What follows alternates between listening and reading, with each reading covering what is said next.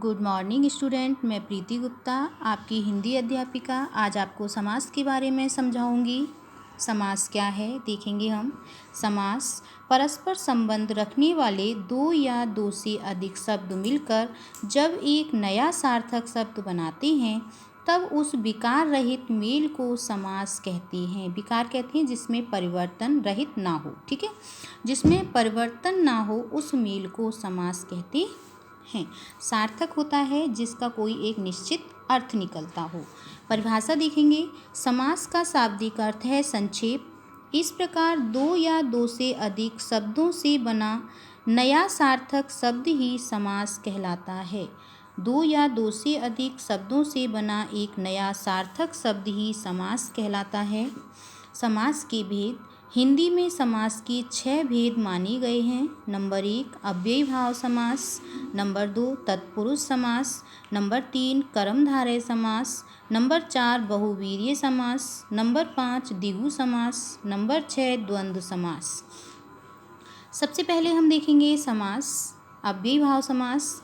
जिस समास में पहला पद प्रधान होता है तथा समस्त पद अव्यय का काम करता है उसे अव्ययी भाव समास कहते हैं। अब देखिए समस्त पद, ये पहले पदों को हम ध्यान से देखेंगे। पद 4 होते हैं। अब देखिए समास में हम इन 4 चीज़ों का बहुत ध्यान से समझेंगे। समस्त पद होता है जो समास विधि से बनाया हुआ नया शब्द। पूर्व पद, जो समस्त पद का पहला पद होता है उसको हम पूर्व पद कहते हैं। समस्त पद के दूसरे पद को उत्तर पद कहते हैं। समास विग्रह, जो समस्त पद का विस्तृत रूप होता है उसको हम समास विग्रह कहते हैं, ठीक है। तो जो समस्त पद होता है प्रधान तथा जिस समास में पहला पद प्रधान होता है तथा समस्त पद अव्यय का काम करता है उसे अव्ययी भाव समास कहते हैं। जैसे यथाशक्ति, आजन, भरसक आदि। अब देखिए अव्यय क्या है, मैंने अभी आपको बताया था अव्यय का काम करता है। तो अव्यय है क्या? अव्यय जिन शब्दों के रूप में लिंग, वचन, कारक आदि के कारण कोई परिवर्तन नहीं होता हो।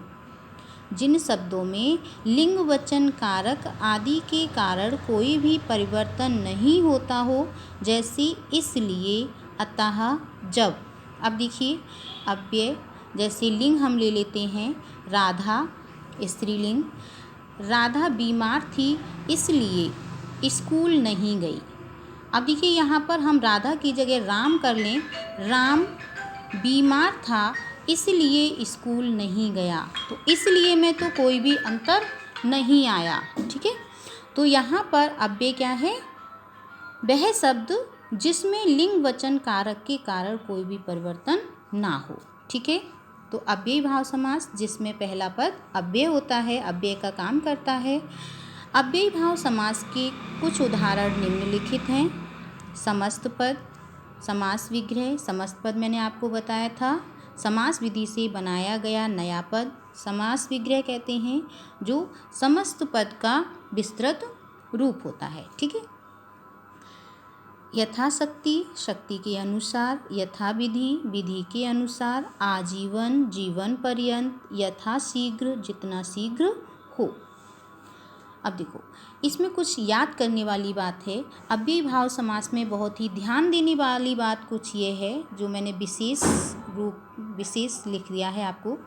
अव्ययी भाव समास में पूर्व पद की प्रधानता होती है, ठीक है। सबसे जो पहला पद होता है यथा, आ, यथा, ये जो पद हैं सबसे पहले पद जो हैं वो क्या हैं? प्रधान होती है। इनमें जो समस्त पद की प्रधानता होती है।